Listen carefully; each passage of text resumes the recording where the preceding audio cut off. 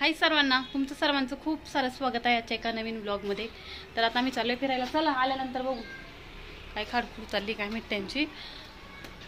तर कालच्याला पाहिलं तुम्ही आरवीला दवाखान्यात घेऊन गेले होते, आता झोपवली तिला औषध देऊन आणि आता जरा फिरायला निघालोय। कुठे तर सांगते पुढे, तर चला। इथं बघा झाडं लावतो, इथं कुत्र्यांनी किती काय आमचा पुदिना लावून उपयोग झालाय। पूर्ण मोठा खड्डा केला, दिसतोय की नाही काय माहिती, उन्हामुळे दिसून पण येत नाही है ना। भेटला का खड्डा मग चला पहिलं जाऊन मग बघू पाणी मारायचं झाडांना। चलो, ऊन चमकते सर्व डोळ्यात। जवळच समोर एक मॉल तयार झालाय, तर तोच बघण्यासाठी आलोय। म्हटले बघू काय काय भेटतं इथं, जरा एकदा चेक करून। तर आमच्या घराच्या अंतरापासून फक्त 1-2 मिनिटाच्या अंतरावरती हा मॉल म्हणा किंवा एखादा छोटासा असेल, पण एक मॉल सारखंच छोटंसं, जिथे घरातल्या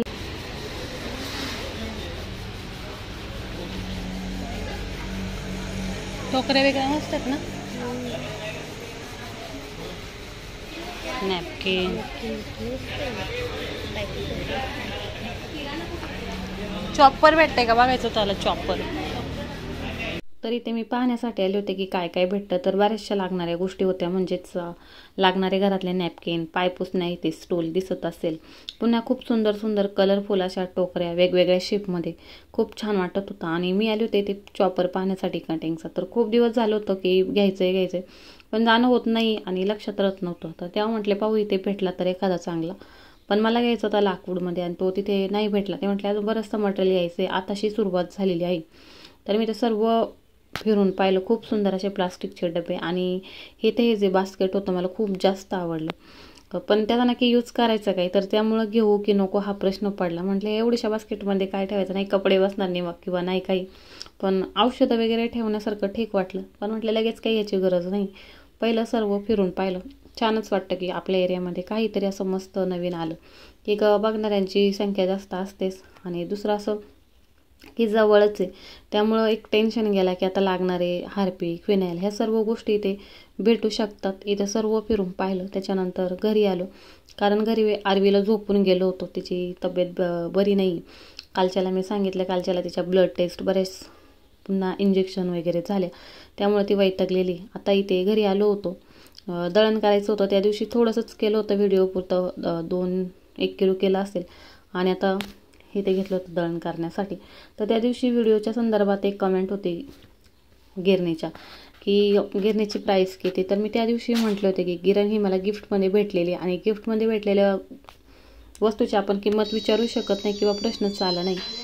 तर असं त्यामुळं पूर्णपणे मला माहीत नाही की किती काय, पण एक अंदाज सांगते, 15-16 हजार ह्या रेंजमध्ये असावी।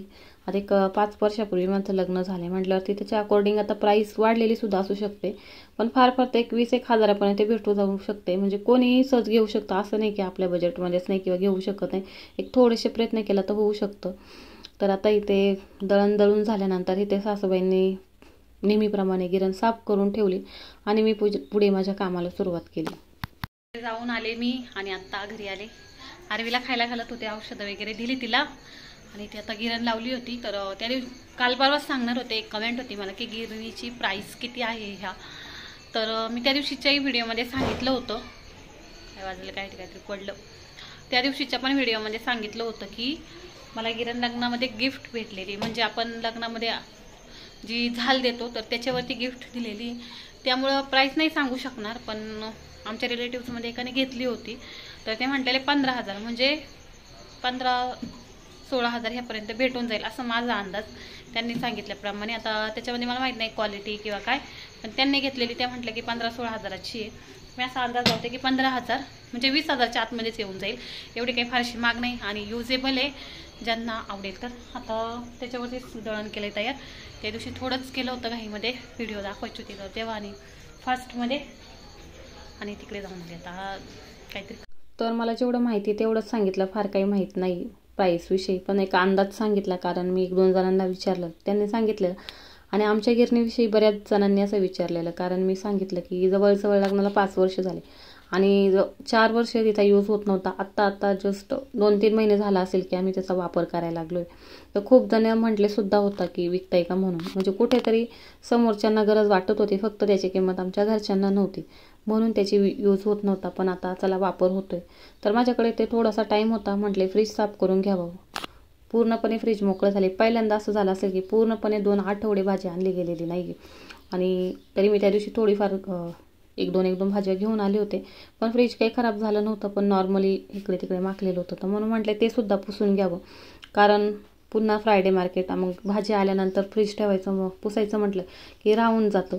मग पुन्हा तशाच भाज्या ठेवल्या जातात. भाज्या आणल्या की सासूबाई लगेच निवडून घेतात आणि लगेच तशाच फ्रीजमध्ये लावून घेतात. त्यामुळे बरेच फ्रीजवरती डाग पडायला लागले होते. म्हणून म्हटले जरा एक्स्ट्रा काम करू. वेळ पण होता माझ्याकडे, स्वयंपाक काही करायचा नव्हता. बाकीच्या ज्या गोष्टी होत्या, दूध किंवा मसाले सर्व काढून घेतलं होतं. म्हटलं एक साईडला फ्रीज साफ करू शकते.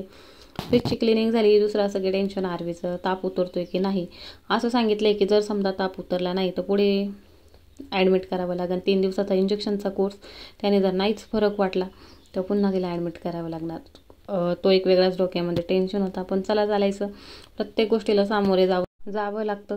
तर माझ्याकडे टाईम होता. म्हटलं इथे जो मेन फ्रीज आहे मोठा आमचा, तो यूज झाला होता. तर त्याच्यानंतर हा जो पहिला जुना फ्रीज आहे तर तो पण साफ करून घ्यावा, कारण की त्याला इतकी जास्त बुरशी आली होती.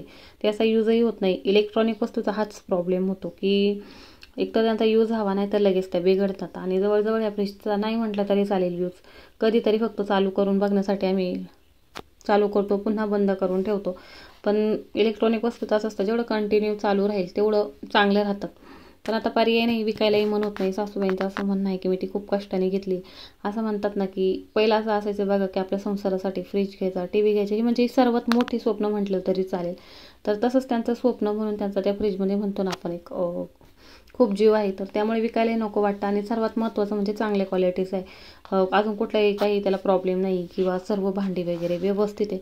म्हणून मी पण म्हटले जाऊ दे राहू दे, कधीतरी काहीतरी कामाला येत जाईल. तसं मी केक बनवायची तेव्हा त्याचा यूज व्हायची, त्याच्यानंतर जेवणाची ऑर्डर घ्यायची तेव्हाही मसाले ठेवण्यासाठी उपयोग व्हायचा. तर त्यामुळे नाही विकायचं मनावर नाही घेत. तर इथे माझे दोन्ही फ्रीज चकाचक क्लीन झाले होते. आता एक साईडला सासूबाईंचा पण स्वयंपाक बऱ्यापैकी होत आला होता. म्हणजे स्वयंपाकाला त्यांच्याकडे होतो कॉन्ट्रॅक्ट. उद्यापासून माझी पुन्हा ड्युटी चालू होईल. 4 दिवसाची सुट्टी संपल्यानंतर आपले कामाची जी रेग्युलर सुरुवात आहे तर ती चालू होते. तर दिसत असेल फ्रीज एकदम चकाचक क्लीन झाला होता. हा काही एवढा फारसा निघला नाही, वरचेवर पुसून घेतला होता. पण जी बुरशी आली होती ती बऱ्यापैकी निघून गेली होती. फ्रीज साफ केलं त्याच्यानंतर पुन्हा जेव्हा आपण साफसफाई करतो, खाली जो पडलेला पसारा असतो, केर असतो, तो खूप जास्त असतो. म्हणजे बऱ्याचशा बारीक बारीक गोष्टी ज्या डोळ्यांना दिसतही नाही, इथं दिसत असेल आडवी बघा कशी तिथं पडून राहिलेली होती. कारण तिचं असं होतं की मला घे म्हणून. तर वरती तिला मयुरी घेऊन बसलेली होती, मयुरी ओढत होती, तर ती जास्त चिडचिड करत होती. तर त्याच्यासाठी तर आता थोडासा ताप उतरल्यासारखा वाटला जेव्हा ती उठली तेव्हा. पण मेन सर्वात होतं की जेव्हा ती झोपेतून उठेल तेव्हा तिची कंडिशन कशी असेल, कारण झोपली की मग ताप भरतोय तिला. तर थोडीशी तीच भीती वाटते. आणि त्यामध्ये होतं असं की त्या दिवशी गावाला घेऊन गेले होते, त्यामुळे अनेक जणांचे प्रश्न की तिकडे घेऊन गेली त्यामुळे असं झालं असेल. आणि असं कुठंतरी ब्लेम आला का मग खराब वाटतं की आपल्यामुळं झालं की काय.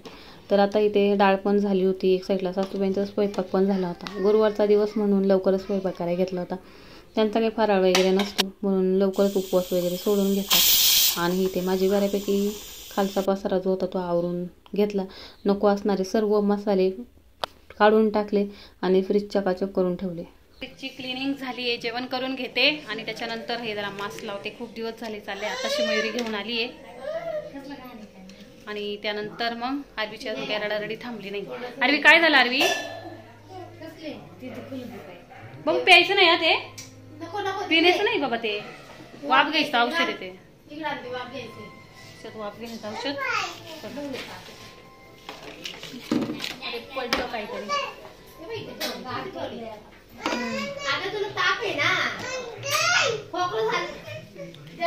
हे बघा दोन्ही चकाचक एकदम, ते पण क्लीन हो गया.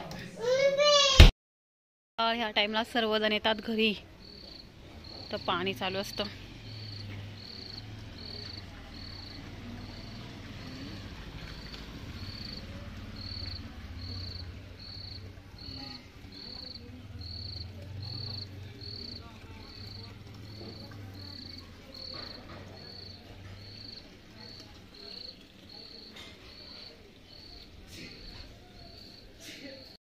त्या टायमाला भरतात ते सर्वजण पाणी.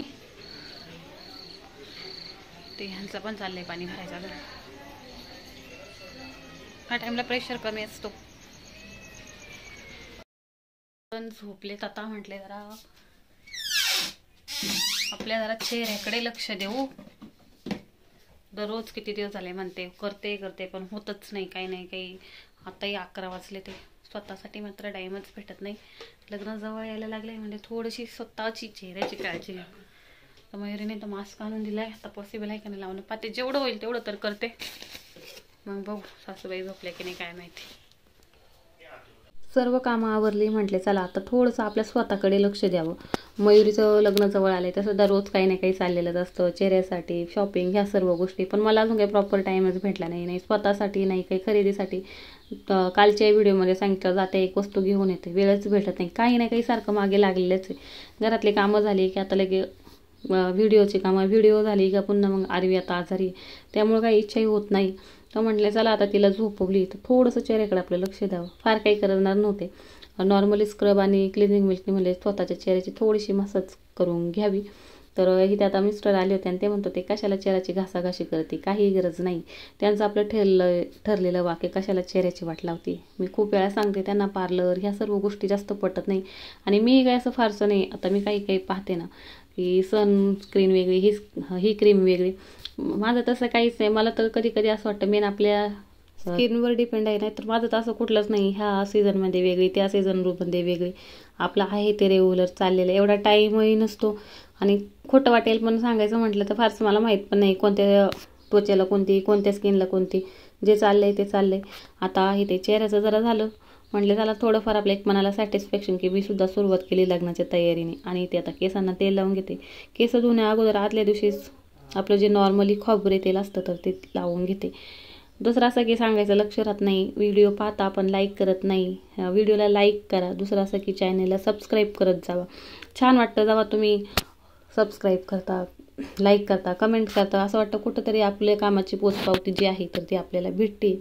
तरी ते केसांना मस्त असं मसाज करून घेतलं आणि त्याच्यानंतर झोपण्यासाठी गेले. दुसऱ्या दिवशी पुन्हा लवकर उठायचं होतं, कुठंतरी बाहेर जायचं होतं. आता कुठे काय तर ते उद्याच्या ब्लॉगमध्ये नक्की सांगेल. पण आजचा हा छोटासा ब्लॉग इथंच एंड करते. इथे मी पाहत होते मला नॅपकिन भेटतंय का तर सासूबाईंचं कपाट पाहिलं एकदम व्यवस्थित. ज्या रेग्युलर वापराच्या साड्या आहेत त्यासुद्धा व्यवस्थित नीटनेटक्या घडी मारून इस्त्री मारून ठेवलेल्या असतात. तर इथे मी शोधलं पण इथे काही मला भेटलं नाही. त्यांचं प्रत्येक गोष्टी प्रॉपर जागच्या जागेवर, माझ्यासारखं नाही. आता आरवीला औषधं पण द्यायची होती. तर म्हटले पहिला हँडवॉश करून घ्यावा कारण टायमाने तिला औषधं दिले. ते एक औषध वेगळा म्हणजे मध्ये 1-1 तासांचा गॅप ठेवून असं तिला औषध द्यायचे. तर औषधं देऊन झाल्यानंतर प्रत्येक एका जागेवर ठेवून दिली. समोरच ठेवली जेणेकरून मला सकाळचं उठल्याबरोबर लगेच लक्षात येईल तिला औषधं देण्याचं. इकडे तिकडे ठेवत बसले नाही. एकदा किचनमध्ये नजर फिरवली. सगळं व्यवस्थित लावलेलं आहे ना. तिला लागणारं पाणीसुद्धा घेऊन गेले. लाईटी घालवल्या कारण तिला सांगितलं की सारखं पाणी देत राहावा म्हणून. तापामध्ये जेवढं त्याची बॉडी थंड होईल तर तेवढी. इथे शांत झोपली ती. बरं वाटलं पाहून. तर चला आजचा ब्लॉग इथंच एंड करते. भेटूया पुढच्या